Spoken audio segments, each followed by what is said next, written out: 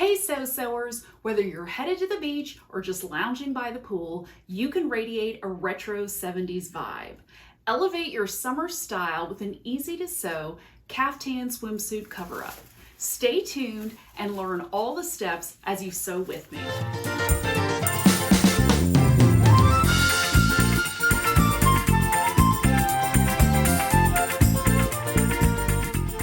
Hi, I'm Tony. Welcome to Sew Lounge. Be sure to like and subscribe so you never miss a stitch. Today we are sewing with Simplicity 5628, which is a reprint of an original 1970s caftan pattern. I'll leave a link in the description below so you can check it out. When you start out with any pattern, it's a good idea to check to see what the suggested fabrics are and buy accordingly. Now, one of the suggested fabrics for this caftan is a terry cloth, but you could also use broadcloth, canvas, lightweight cotton, sateen. Pretty much any kind of a lightweight fabric would work really well for the drapey flow of this pattern. Now, I'm going to be using terry cloth because I just happen to have some 70s vintage terry cloth with matching trim. Now, I'm going to be making the shorter version of this view, and the fact that it's got trim and I happen to have matching trim seems like this fabric was always destined to be this pattern. Now, the thing about terry cloth is it's got those little loops on it, which makes it very absorbent. It's the same fabric they use to make towels, and it's great for swimwear cover-ups or any kind of athletic athleisure wear. Now, you may be wondering where I got this vintage fabric with the perfectly matching trim.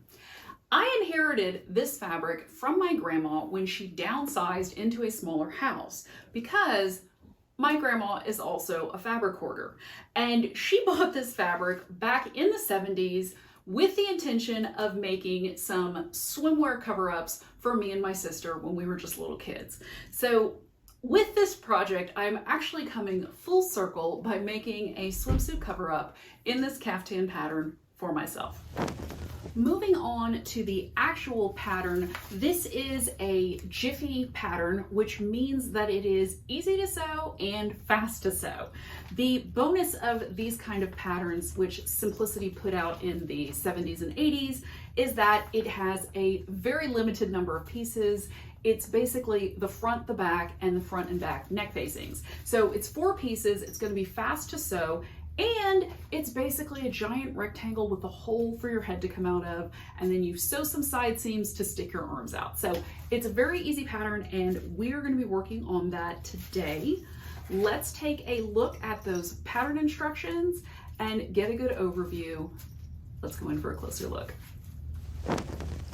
These are our pattern instructions, and it kind of looks like a bad photocopy. I'm not sure what they were thinking, but bear with it. It actually has all the information you need to get this pattern sewn. So on the front, we've got the usual info with the basic pattern pieces, the drawings with the flat drawings, and then basically some how to use a Simplicity pattern. Cutting layouts are down here on the front, as usual, but the real instructions get started on the back.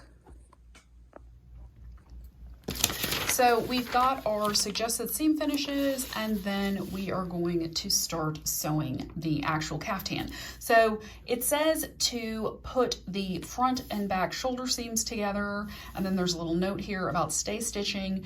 Not specifically saying to do that first, but we're going to stay stitch that neckline before we sew those shoulder seams.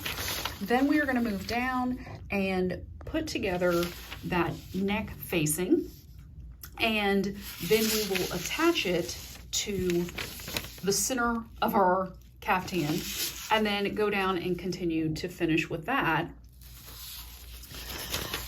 And then we'll sew up the side seams and put in the side stitchings. Now, one thing to note is this is a one size pattern, so the only way you are changing the sizing of it is based on these stitch lines. So if you look at your pattern pieces, there's 4 different stitch lines here.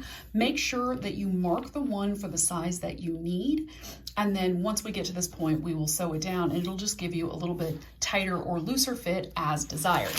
Next, we will go in and do the hem. We will tack these edges together so you have some armholes, and last but not least, we will attach the fringe. Before you lay out your pattern pieces and start any cutting, make sure that your fabric has been washed, dried, and ironed, because that will make that whole process a lot easier. And if you're using terry cloth like I am, here's a tip for you. Make sure you use the with nap layout on your pattern instructions. Now you may be thinking, what's nap? Nap is the texture of the way that the fabric is woven. So as you can see, terry cloth has these little loops in it, and if you run your hand one way, you can see that all the little loops lie down, and if you run it the other way, you can see that all the little loops stand up. So when we cut this fabric out, we want to use the nap layout to make sure these loops are all going nice and smooth, and that all the pattern pieces are laid out in the right direction so that it feels nice going all the way around our garment. Lay out all your pattern pieces and get them cut out. And before you remove any pattern pieces, make sure to transfer those marks. And once you've got that step completed, let's head to the sewing machine.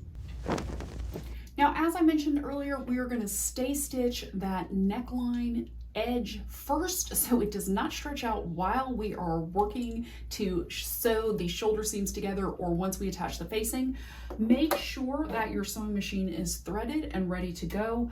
I have my stitch length set at 2.5 and I will be sewing with a straight stitch. Now, because this is stay stitching, I'm just going to line up the edge of my presser foot with the edge of my neckline and just put in a regular stitch length it's about 1/4 inch, and then we will go back and reset the machine to sew the shoulder seams. Once you've got the stay stitching done, the next step is going to be to sew those shoulder seams. Just pin your pattern pieces together at the notch, starting at the neckline, moving out towards the shoulder. And this time we're going to be sewing at 5/8 of an inch. So you can grab a little seam gauge, get that all lined up. As I am working with this terry cloth fabric, the edges that are not finished are starting to come apart, and I have little tiny loops of thread all over me, and that makes me realize that we cannot use the suggested seam finishes from the pattern instructions. So one instruction was to either use pinking shears to trim those seam allowances to finish them, or you could also use the zigzag stitch. Now, the problem with these two methods is that they're not going to help our terry cloth fabric, which brings me to another tip. When you use terry cloth fabric, you have to serge those raw edges.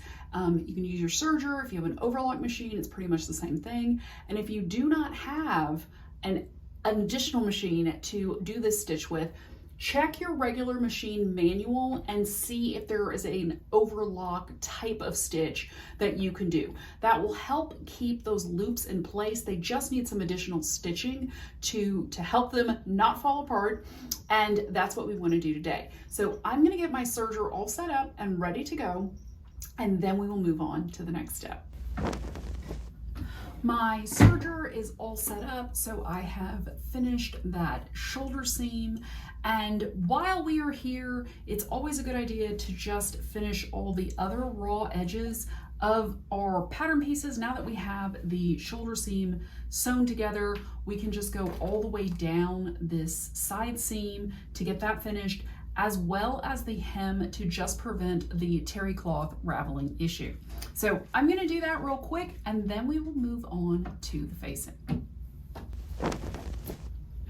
All of the raw edges are finished. I have picked up my serger and put it back in the cabinet. And one thing I did, but did not film, was finishing the bottom edge of the facing. I just put a serged edge around it, and then I cut off about 1/4 inch. If you look at the instructions, and if you're following along because you're not using terry cloth, then they want you to do a 1/4 inch stitch line from the edge, fold that under, and then stitch it again, and that's how you finish the inside bottom edge of the facing. So I've also done a quick stay stitching on the top edge of that, just like we did around the neckline, just so it doesn't stretch out while we're using it. So now we are ready to get back to some sewing. And I have the notches of my facing pinned together. It's kind of twisted. There we go. Okay, so I have my notches pinned together at each end. They're matched up. I'm going to start at that neckline and sew out towards the end. Let's go in for a closer look. As usual, we are going to be stitching at 5/8 of an inch. I have my magnetic seam gauge all lined up, and I'm just going to pull those threads to the back, get the top edge of the facing, and I am starting up here at the neckline edge. Get that all lined up. I'm going to take this pin out, and then I'm just going to sew a straight stitch, and then I will repeat on the other side. Once you have the facing all sewn together, I just kind of finger pressed open the side seams at the seam allowances to make them lie flat. I did the same thing on the actual caftan part of it. We are going to be pinning the facing to the neck opening, and we're going to pin it on the right side. So make sure that your garment is flipped to the inside. Well, right side out, not to the inside, but right side out. Wrong side's on the inside, and then you want to match the facing to the notches accordingly. Now, the front and the back look pretty much the same, and the tip off as to which is that the back neck facing has kind of a trapezoidal shape for a notch, and the front ones have triangles. So that is how you want to match up your front to back. And so I've got those matched up. And this neckline edge is not finished, which is why I have little tiny loops on my shirt, but that is okay. You also want to make sure that you match the seams, the side seams, and pin them so that they're all pressed open so that everything will get sewn in open so that there isn't any weird bunching on the shoulders. So I am just going to get that all lined up. And then next we need to lift our machine out of the table. If you are sewing with a platform around your sewing machine, make sure you take that off, because we are going to need to sew this in the round, and it's a lot easier to do when you have the free arm of your sewing machine available. So once you get everything finished, get it all pinned into place, get your machine all set up. Let's go in for a closer look. I have my facing all pinned. I'm going to pull these threads to the back so that's all ready to go.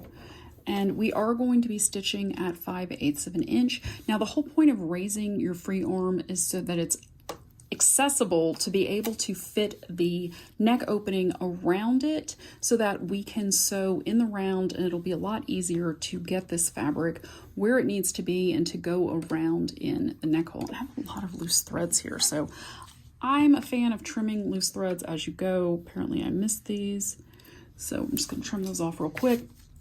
Now we are just using a straight stitch, and I'm going to get everything lined up, and then we will start stitching. Now you can back stitch, you don't have to, because we can come back over this stitch line again. So I'm probably just going to go all the way around and then double over itself. Once you get back to the other end, we can just lift our needle and tear that off. You can see we came back over that shoulder seam, so that's stitched all in there. And we now have our facing all nice and attached. Next, we are going to go and press, and we're going to press the facing, this seam allowance that we just sewed towards the facing, and then we're going to do some understitching.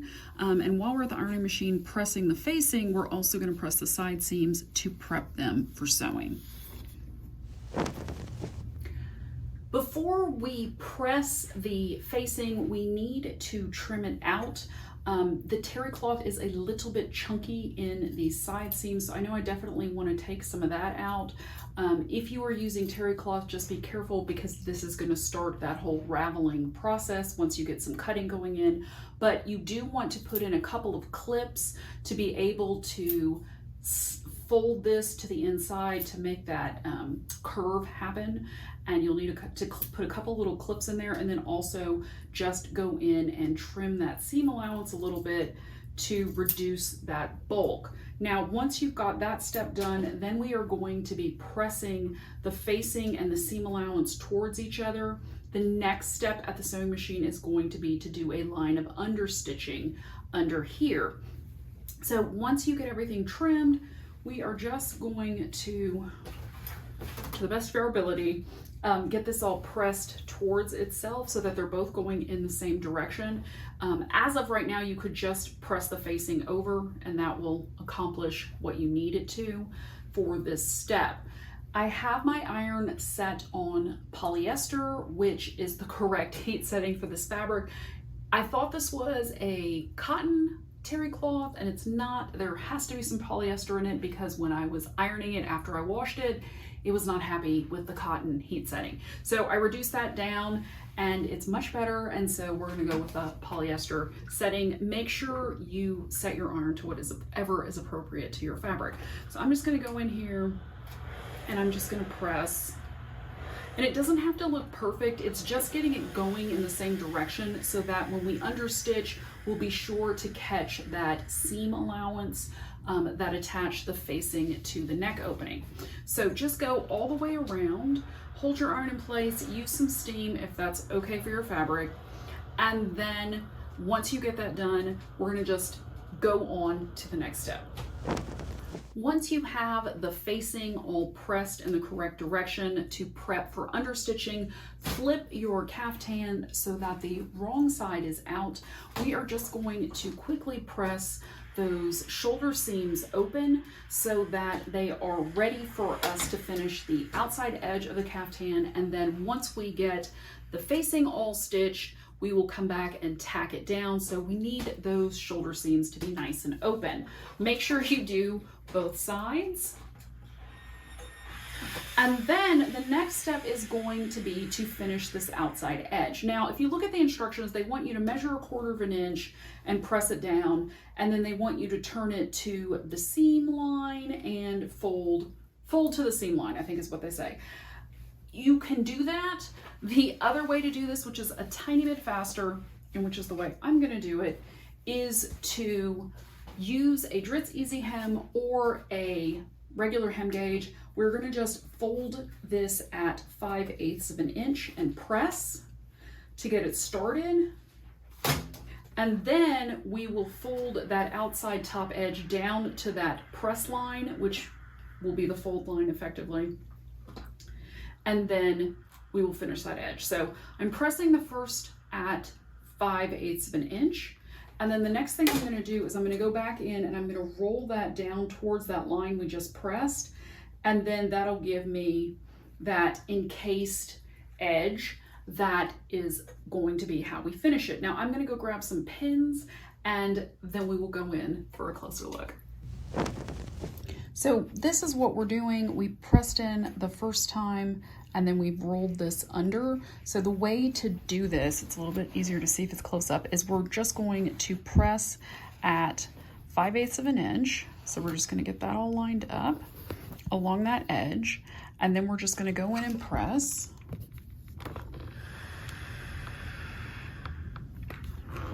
And then let it cool for a second. And then we are going to go back and fold this bottom edge down against that fold that we just pressed in and then fold it back over. So we're just gonna go down that whole edge doing that. It's gonna be a little bit faster than pressing 1/4 of an inch and then turning and then pressing again. So just take your time. And then since we don't want this to roll out, I am just going to put a pin in there to hold that in place and then continue down this whole edge and repeat on the other side. So we're back at the sewing machine and now we are going to do some understitching to keep that seam allowance and the facing next to each other. And the purpose of doing this is to keep the facing from rolling up so you can see it from the right side of the garment. So by doing this understitching, we're pulling it towards the inside of our caftan. It should lay nice and flat and not peek up or pop up along that neckline. Understitching is done right next to the other seam line that we just sewed. So we're going to get in there real close, about 1/8 of an inch away. Let's go in for a closer look. So we're here for a close-up, and this is the seam where we attach the facing to the neck opening of the caftan. I have that lined up with this inside edge because the distance from that edge to the needle is going to be about 1/8 of an inch, and we want to sew the understitching very, very close to our original stitch line. Now, what we want to do is catch this seam allowance against the inside of the facing, and that will keep it all pulling towards the inside so that once we flip our facing, it will be a nice even neckline and it won't peek out or roll like you may have seen happen. Or just come back over that original stitch line, we'll lift that needle, and you can see that our understitching is in there very close to the original seam line. Our seam allowance is caught on the inside, and we will now turn that all to the inside to get a nice finished neck edge. Once you have finished your understitching, you can snip off any threads that are kind of long from where you started, and then we're going to wait to tack the facing to the shoulder seams until we can head back to the ironing board and press it. But next step, we want to lower our sewing machine back down into our table, or if you were using a platform, you can put it back on, and we're going to get this all ready to go. Next, we are going to be finishing those edges on the sides of our caftan. So you should have them all pinned into place, all pressed, everything should be going in the right direction. Just get it lined up, and we are just going to be sewing this so that we line up the edge of the presser foot with the outside edge, and then we will stitch, and that will put the stitch line very close to this folded edge right here. Let's go in for a closer look. So I have the outside edge of my presser foot lined up with this outside edge here, and I'm just starting a little bit past the edge of the serging. This is going to be the hem that will get caught into that hem and all folded up. So I'm just going to roll my needle down and take a couple of stitches forward, and then I'm just going to back stitch and take this pin out so everything is held into place, and then I'm going to continue stitching. So I have all the side seams stitched, and the neck facing, I just pinned it to the inside until we get over to the ironing board to press that into place. And I might go back in and add like a stitch line just to kind of maybe stiffen that up a little bit, because there's no inner facing along that facing. It's a little bit floppy, and I think I'd like it to be a little bit more stitched. So we'll see about that. Maybe it'll happen, maybe it won't. If you look at your instructions, and this is the section pertaining to the side stitching, they tell you to match up your side seams and pin them. We are not actually going to be sewing those side seams specifically. We are going to be sewing the lines that we transferred onto our pattern. Now, these are kind of hard to see. Mine are here and here, and they go down. They're kind of a reddish pink color, so it is a challenge. And I am just going to put in a pin at the top and then just intermittently put in some pins for the stitching. And I think I'm going to do it, this way because it'll be easier to line up and sew with my garment going along my table that way. So I'm just going to put one at the top. Make sure you go through both layers to catch everything where you need it to be. And we are getting ready to sew these stitch lines that kind of are going to fit this caftan a little bit closer to our body, so it's not a poncho. This is what makes it a caftan, is you have some kind of side seams along your body, and then you've still got the floppy edges. So I have pinned this so that my pins are going to the outside to pull them out. I'm just going to slide this under my presser foot and get lined up at the very top of that line. Now we are sewing on the line, we are not sewing on a particular stitch width.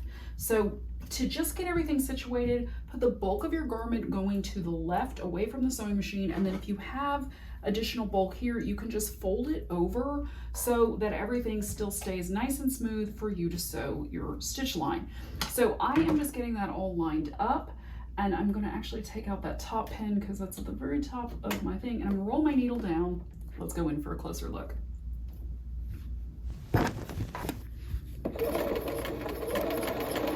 I'm just coming down to the other end of my line, and I want to back stitch it and then come forward again.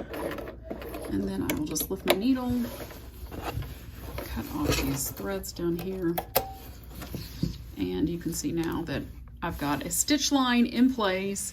You can kind of see the red line a little bit. That is erasable ink, heat erasable. So I'm just gonna go press this and it will all disappear. And now we just have to sew the other side. Now that I'm finally back at the ironing board, I am just going to press that facing towards the inside so that I can see if I like it a little bit better. I really am not loving it. It's very floppy, and I think it would look better if there was just a little bit of stitching along that neck edge, just to give it a little bit more of a finished look. We do have a nice finished edge over here on the side, and I just think it would all go together and just kind of make it look nicer and provide additional stability. So I'm gonna go do that, probably put it in at about 1/2 inch to 5/8 inch, probably about 1/2 inch from that top edge. And next we are going to move on to the hem. So you may be wondering, like, how do I know how much to hem this? If you look at the bottom of your pattern pieces, it says to turn under 2¼ inches. So I tried this on. I'd like it to be a little bit shorter, so I'm gonna do it at 2½ inches and try it on, see what you think, and if you want it a little bit shorter, go ahead and turn it under. If you're turning it under more than 2½ inches, I would reduce the amount on the bottom and then turn it up. So if you're doing it 3 inches, cut off 1/2 inch and then adjust accordingly. The other thing to note is that the pattern instructions want you to attach either bias tape or hem tape to the bottom edge to finish it and then turn that under and hand stitch it. I am not doing that for this garment. That is not appropriate for my end use.